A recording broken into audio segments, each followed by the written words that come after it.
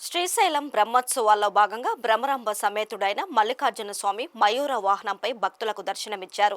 ఆలయంలో ఉదయం నుంచి రాత్రి వరకు అర్చకులు ప్రత్యేక పూజలు నిర్వహించారు.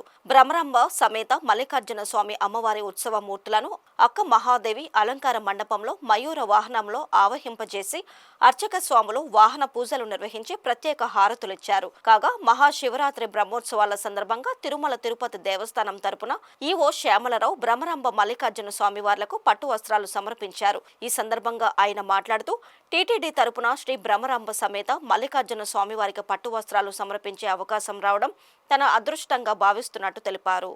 మహాశివరాత్రి సందర్భంగా శ్రీశైలం పుణ్యక్షేత్రంలో బ్రహ్మోత్సవాలు నిర్వహిస్తున్నారు. ఫిబ్రవరి 19వ తారీఖు నుంచి. ఈ సందర్భంగా ఈ పుణ్యక్షేత్రానికి వచ్చి శ్రీ మల్లికార్జున స్వామి వారిని దర్శించుకోవడం ఎంతో ఆనందంగా ఉంది. అలాగే టీటీడీ తరపు నుంచి కూడా వస్త్రాన్ని స్వామివారికి సమర్పించడం కూడా ఎంతో ఆనందంగా ఉంది. ఇది నా పూర్వజన్మ సుకృతం అని భావిస్తున్నాను.